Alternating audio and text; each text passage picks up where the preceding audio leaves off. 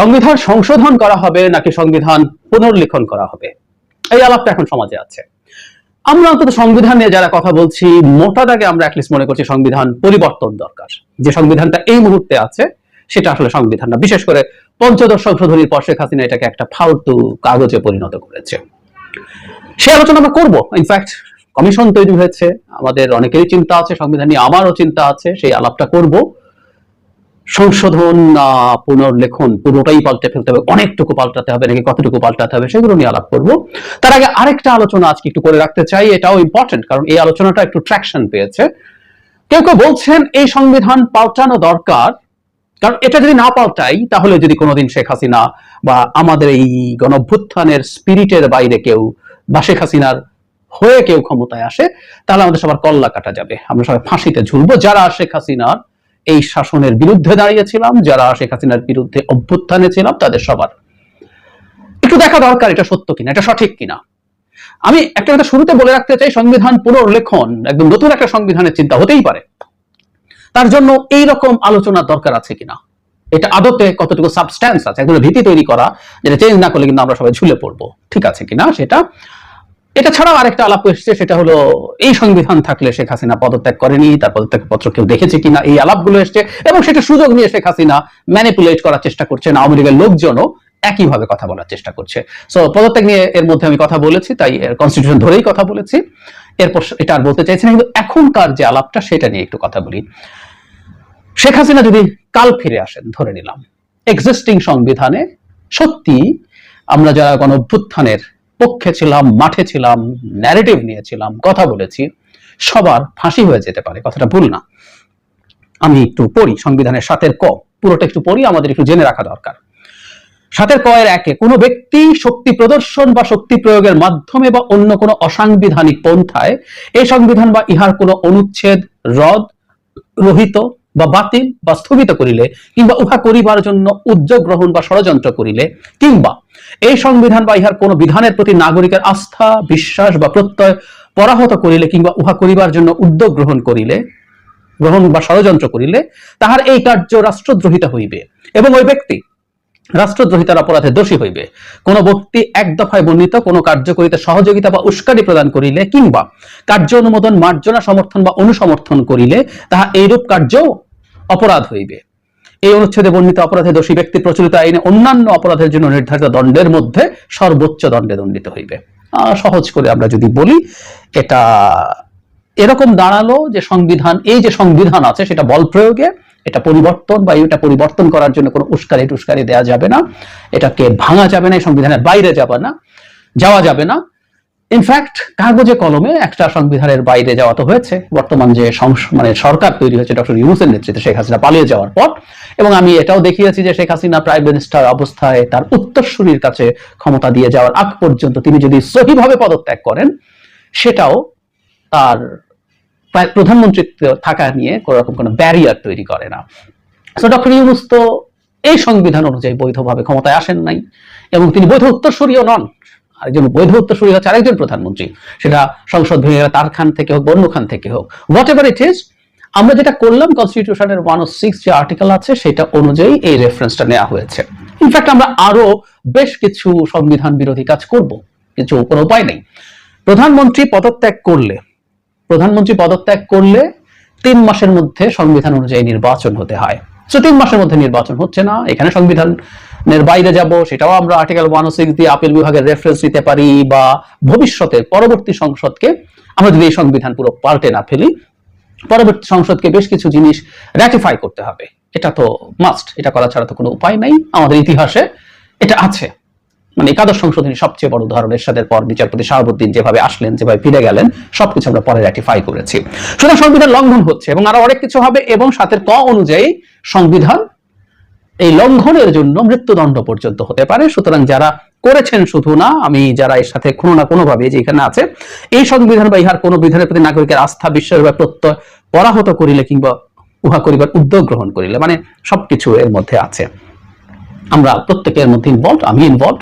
কাগজে কলমে এই আইন অনুযায়ী আমাকে ফাঁসি দেওয়া যাবে এই অনুচ্ছেদ অনুযায়ী। 7 খ বলছে আবার, এই অনুচ্ছেদটা 7 খ হচ্ছে আমরা পঞ্চদশ সংশোধনীতে একটা উদ্ভট ফালতু কাজ শেখ হাসিনা করে গেছেন, সেটা হলো সংবিধানের অনেকগুলো অনুচ্ছেদ কোনোভাবেই কোনোদিন পরিবর্তন করা যাবে না, পরিবর্তনীয় ঘোষণা করা হয়েছে। সেখানে প্রথম, দ্বিতীয়, তৃতীয় ভাগের সব অনুচ্ছেদ ইত্যাদি। তার মানে এই যে প্রথম ভাগের 7 ক আছে, এটাও পরিবর্তনীয় নয়। সো কাগজে কলমে এটাও চেঞ্জ করা যাবে না শেখ হাসিনার এক্সিস্টিং সংবিধান অনুযায়ী। ট্রু, এটাও ভুল কথা না। তার মানে ওটা থেকে গেল এবং আমরা সবাই ফাঁসিতে ঝুলবো। এটা বলেই বলার চেষ্টা করা হচ্ছে শেখ হাসিনা যদি কাল ফিরে আসে, পরশু ফিরে আসে, কয়েক মাস পর ফিরে আসে, 1 বছর পর ফিরে আসে, তাহলে আমরা ফাঁসিতে ঝুলবো। সুতরাং শেখ হাসিনা আমাদেরকে যাতে ফাঁসিতে ঝোলাতে না পারে, আমরা এই সংবিধান বাতিল করে একটা নতুন সংবিধান লিখলেই আমরা বেঁচে যাব। This is the narrative. আমি প্রচুর শুনছি, আমাকে অনেকে পার্সোনালি প্রশ্ন করছেন, তাই আমি মনে করেছি এটা জবাব দেওয়া দরকার। অনেকে পার্সোনালি আমাকে প্রশ্ন করেছেন। এখন শেখ হাসিনা যদি ফিরে আসেন, আমরা এভাবে যদি খেয়াল করি, উনি আসলেন, তার আগে আমরা সংবিধান পাল্টে ফেললাম, নতুন সংবিধান লিখলাম, পাল্টে ফেললাম। আচ্ছা, তার আগে একটা কথা বলে রাখা দরকার, সেটা হলো শেখ হাসিনা এসব যে সংবিধানে যুক্ত করেছে 7 ক, পঞ্চদশ সংশোধনীর মাধ্যমে যুক্ত করা হয়েছে। খ যেটা অপরিবর্তনীয় করা হয়েছে, এটাও পঞ্চদশ সংশোধনী দিয়ে করা হয়েছে। আমরা জানি পঞ্চদশ সংশোধনী আদালতে চ্যালেঞ্জড হয়েছে এবং খুবই নিশ্চিতভাবে বলা যায় আদালত এই সংশোধনীটাকে বাতিল করবেন। কারণ আমি এটা নিয়ে আলোচনা করেছি, একটু আবারও বলে রাখি যে আপনি অপরিবর্তনীয় করে ফেলতে পারেন না। 1/3 অফ দ্য আর্টিকেলস অপরিবর্তনীয় করে ফেলেছেন। এটা সংবিধান সংশোধনের স্পিরিটের সাথে, সংবিধানের সাথে কোনো ক্রমে যায় না। আপনি ভবিষ্যৎ কোনো পার্লামেন্টের ইচ্ছেকে বেঁধে ফেলতে পারেন না। একই সাথে অপরিবর্তনীয় করে ফেলা হয়েছে এবং পরিবর্তন করা হয়েছে অনেকগুলো আর্টিকেল আছে যেগুলো চেঞ্জ করার জন্য গণভোটের বিধান ছিল দ্বাদশ সংশোধনীতে। সো যখন সংবিধান সংশোধন হয় তখন দ্বাদশ সংশোধনী ছিল সংবিধানে, সেই অনুযায়ী এখানে গণভোট নেওয়ার কথা ছিল, সেটা নেওয়া হয় নাই। এটাও খুবই সিরিয়াস বক্তব্য, এটা বাতিল হবে। তার মানে এই ফাঁসি টাসির ব্যাপার, এগুলো এমনি হয়তো থাকবে না। তারপর আমরা শুনে রাখলাম যে এটা হলো না, নতুন করে সংবিধান লিখলাম। শেখ হাসিনা 1 বছর পর ভারত থেকে পালকিতে চড়ে আসলেন, এসে ক্ষমতা গ্রহণ করলেন। এখন তিনি কি করবেন? আমাদেরকে ছেড়ে দেবেন? উত্তর হচ্ছে না। তখন নতুন সংবিধানে এগুলো নাই, আমরা আরো কঠোর কথা লিখে রাখলাম। শেখ হাসিনা এসে যেটা করবেন, আমরা একটা সহজ বুদ্ধি দেখাই, সেটা হচ্ছে আমাদের যে উচ্চ আদালত আছে, এই উচ্চ আদালতে আমরা শেখ হাসিনার দাস যে বিচারকরা ছিল, প্রধান বিচারপতি সহ, তাদেরকে সরিয়েছি। সেখানে নতুন প্রধান বিচারপতি এবং অন্য বিচারকরা এসছেন।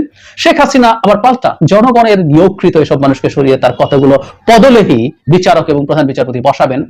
ছাত্রলীগের সাথে ছবি তোলা টাইপ লোকজন পাওয়া যায় তো, হারুনের কাছ থেকে তলোয়ার নেওয়া টাইপ লোক পাওয়া যায় তো, তারা আসবেন। এসে একটা রিট করলো, রিট করে বললো যে বিগত সংবিধানের যে সংশোধনী, এই যে আমরা নতুন সংবিধান লিখতে পারি, এটার স্পিরিটটা কি?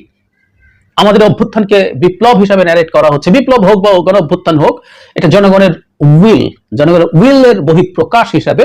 সো এটাকে আমি আপনার নতুন সংবিধান লেখার ম্যান্ডেট হিসাবে এগ্রি যখন করছি, এটাকে দিয়ে আমি সংবিধানটা করছি, আমি ধরলাম ইটস লেজিটিমেট, এটা আমি মনে করছি। নতুন আদালতে এসে নতুন বিচারকরা এসে বললো, তার ওখানে রিট করা হলে সে বললো না, এটা তো এই নতুন সংবিধান করা ইটসেলফ অবৈধ ছিল, তাদের সেই রকম কোনো সক্ষমতা, জুরিসডিকশন, অথরিটি কিছুই ছিল না। আমাদের অভ্যুত্থানকে তখন ন্যারেট করা হবে ওই যে ইন্ডিয়া যা করে, কিছু জঙ্গিবাদীটা দিয়ে শেখ হাসিনাকে গদি থেকে নামিয়ে দিয়েছে, এটা কোনোদিনও জনগণের উইলের রিপ্রেজেন্টেশন না। সো সংবিধান বাতিল, পুরোনো সংবিধান ফিরে আসবে। আসলো এই পঞ্চদশ সংশোধনী সহ যে তথাকথিত সংবিধান, সেটা ফিরে আসলো। সেটা ফিরে আসা মানে এর মধ্যে 7 ক আছে, 7 খ আছে, এই সব কিছু সহ যখন সংবিধান ফিরে আসবে, তারপর মামলা হবে এবং আমরা সবাই এই সংবিধানকে ভাঙার জন্য, সংবিধানের বাইরে যাওয়ার জন্য, অনেক রকম ভাবে মানে অবাধ্য হওয়ার জন্য আমরা কাজ করেছি, হয়েছি, সেটাকে সমর্থন করেছি। প্রত্যেকের বিরুদ্ধে মামলা দেয়া যাবে এবং আমাদের যে কাউকে ঝুলিয়ে দেয়া যাবে। এটা ছাড়াও পঞ্চদশ সংশোধনীর মতো সংশোধনী করে সেটাকে অ্যাপ্লিকেবল রাখতে পেরেছে এই দেশে শেখ হাসিনা এসে, একই রকম ভাবে তার যদি ক্ষমতা দখল করতে পারে, আবার নতুন আরেক সংবিধান লিখে আরো কঠোর কথাবার্তা লিখে তারপর আমাদেরকে ঝুলানোর জন্য শুধু সংবিধান না, আইনও তৈরি করতে পারে। আমরা কাদের মোল্লার ফাঁসির ক্ষেত্রে আইন পরে সংশোধন করে রেট্রোস্পেক্টিভ এফেক্ট দিয়ে তাকে ফাঁসি দিতে দেখিনি।